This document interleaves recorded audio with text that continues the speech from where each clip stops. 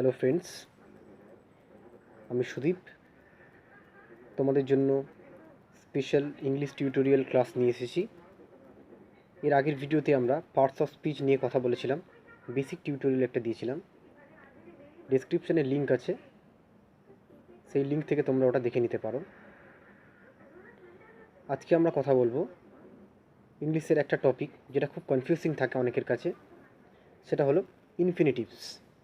Infinitive জিনিসটা কী সেই নিয়ে আজকে আমরা কথা বলবো। তোমরা ভিডিওর মধ্যে এই যে ইনফিনিটিভ লেখা রয়েছে সেটা দেখেই তোমরা অলরেডি বুঝতে পারছো আজকের আমরা ইনফিনিটিভ নিয়েই কথা বলবো।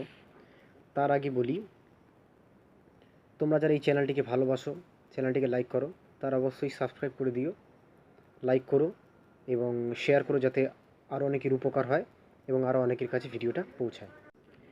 ধরো ফ্রেন্ডস, যে কোনো বাক্য যখন আমরা লিখি, যেমন the sun rises in the east, সূর্য পূর্ব দিকে ওঠে, এই যে বাক্যটা আমরা লিখেছি, এই বাক্যটা সাবজেক্ট কিন্তু একটা নাউন।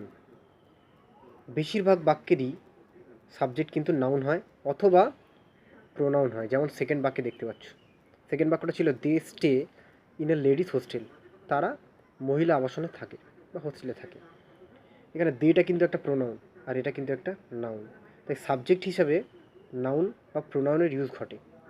এখন প্রশ্ন হলো, কোনো ভার্ব, পার্টস অফ স্পিচের কোনো ভার্ব কি এই নাউন বা প্রোনাউনের জায়গাটা নিতে পারে?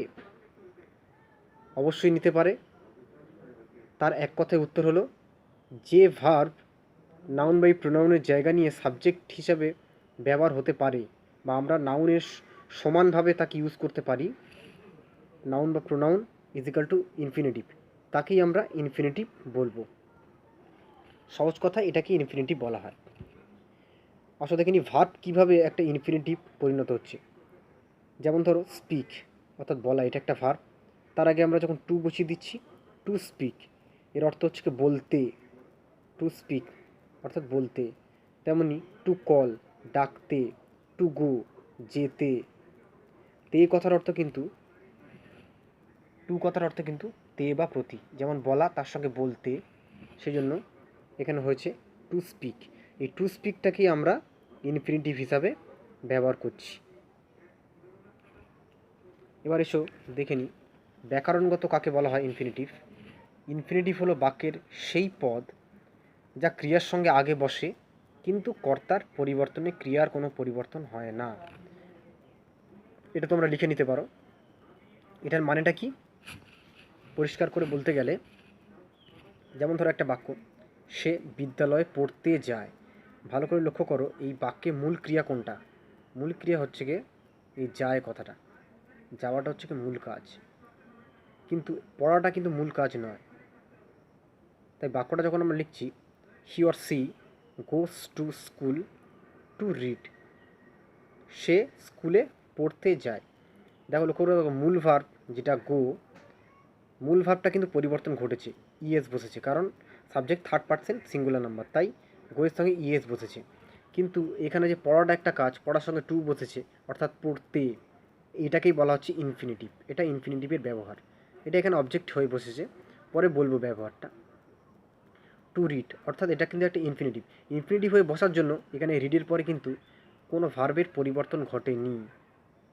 যেমন গোস বা ওয়েন্ট, এই ধরনের কোনো যদি পরিবর্তন মেন ভার্বে হয়, কিন্তু এখানে কোনো পরিবর্তন ঘটবে না ইনফিনিটিভের ক্ষেত্রে, মূল ফর্মটাই বসবে, তাই ভার্বের মূল ফর্ম বসেছে। আর একটা বাক্য দেখি, he or she tried to save the kingdom, তিনি রাজ্যকে বাঁচাতে চেষ্টা করেছিলেন বা বাঁচানোর। এখানে মূল ভার্ব হচ্ছে চেষ্টা করা, তাই ট্রাইড বসেছে। ট্রাইডটা পরিবর্তন হয়েছে, এটা পাস্ট টেন্সে রয়েছে, কিন্তু এই টু সেভ, সেভের আগে টু, সেভের কিন্তু কোনো পরিবর্তন হয়নি, বাঁচাতে, তাই এটা একটা ইনফিনিটিভ হয়ে বসেছে। সিম্পলি টু ওয়ার্ডের সঙ্গে কোনো ভার্ব যখন মূল ফর্ম বসে তখন সেটা ইনফিনিটিভে পরিণত হয়। এর বাংলাটা কেমন হয়? খেতে, দেখো শেষে তে আছে, লক্ষ্য করবে। খেতে, পড়তে, লিখতে, ঘুমোতে, হাঁটতে, ধরতে ইত্যাদি যখন কোনো ভার্বের শেষে তে থাকবে তখন এই ধরনের ওয়ার্ডকে ইনফিনিটিভ হয়ে ব্যবহার হবে। এটাই তোমরা ধরে নেবে। যেমন খেতে, টু ইট, যেতে, টু গো, পড়তে, টু রিড। এসো দেখে নিবার ইনফিনিটিভের ব্যবহার। ইনফিনিটিভ ব্যবহার হয় কর্তা হিসাবে। প্রথমেই বলেছি অ্যাকচুয়ালি ইনফিনিটিভ হচ্ছে কি একটা ভার্ব, কিন্তু ভার্বটাকে নাউনে পরিণত করা হয়েছে সাবজেক্ট হিসাবে বা অন্যভাবে ব্যবহার করার জন্য। তাই এটাকে সাবজেক্ট হিসাবে কীভাবে ব্যবহার হচ্ছে, to lie is a sin, মিথ্যে কথা বলা পাপ। এখানে টু লাই, এই শুধু লাই হলে এটা ভার্ব হতো, কিন্তু যেহেতু টু লাই বসিয়েছি তাই এটা ইনফিনিটিভ, এটা নাউনে পরিণত হয়েছে। তাই টু লাই অর্থাৎ মিথ্যা কথা বলা, মিথ্যা কথা বলা, এটা পুরোটা কিন্তু সাবজেক্ট, এটা নাউনে পরিণত হয়েছে। টু লাই ইজ এটাও হেল্পিং ভার্ব, আর সিন অর্থাৎ পাপ। তাহলে এইভাবে আমরা কর্তা হিসেবে ব্যবহার করতে পারছি। Second, to walk is good for health, হাঁটা স্বাস্থ্যের পক্ষে ভালো। এখানে সাবজেক্ট কিন্তু হাঁটা, এটা কিন্তু কোনো কাজ নয়, এটা কিন্তু সাবজেক্ট নাউনে পরিণত হয়েছে। তাই টু ওয়াক এখানে ব্যবহার হয়েছে। এখানে আমরা ওয়াকিংও করতে পারতাম, ওয়াকিং হলে এটা জিরান্ড হতো। জিরান্ড নিয়ে আরেকটা আমি এপিসোডে আরেকটা দেবো ভিডিও। টু ওয়াক নাউন হিসেবে বসলো, তার সঙ্গে হেল্পিং ভার্ব এবং গুড ফর হেলথ, স্বাস্থ্যের পক্ষে ভালো। এটা হচ্ছে কর্তা হিসাবে প্রথম ব্যবহার, নাউন হয়ে বসলো। সেকেন্ড হচ্ছে কর্ম হিসাবে বসে, অ্যাজ এ অবজেক্ট। অবজেক্ট কীভাবে পাই আমরা, যখন আমরা এই যে মূল ভাবটা রয়েছে চাই, এটাকে যখন আমরা কী দিয়ে প্রশ্ন করি বা কাকে দিয়ে প্রশ্ন করি, তখন কিন্তু অবজেক্টটা আমরা পাই। যেমন দেখো প্রথম বাক্যটা, আমরা খেলতে চাই, আমরা কী চাই, আমরা খেলতে চাই। এই খেলতেটা কিন্তু অবজেক্ট, শেষে তে আছে, অর্থাৎ এটা কিন্তু ইনফিনিটিভ। দেখো উই ওয়ান্ট, আমরা চাই, কী চাই, খেলতে, টু প্লে, এটা কিন্তু অবজেক্ট হয়ে বসলো। তাহলে কর্ম হিসাবে আমরা এইভাবে ব্যবহার করছি। আবার সেকেন্ড, আমরা আঁকতে ভালোবাসি, কী ভালোবাসি, আঁকতে ভালোবাসি, এটা infinitive. We loves to draw, আঁকতে, কর্ম হিসাবে ব্যবহার হলো। থার্ড হচ্ছে complement, we can use it as a complement, অর্থাৎ পরিপূরক। এখানে লক্ষ্য করে দেখবে যখন কোনো বাক্যে দেখবে করা, ওঠা, যাওয়া, শেষে আ শব্দটা প্রয়োগ হচ্ছে, তখন ভেবে নেবে এটা কিন্তু কমপ্লিমেন্ট ইনফিনিটিভ হিসাবে বসতে পারে।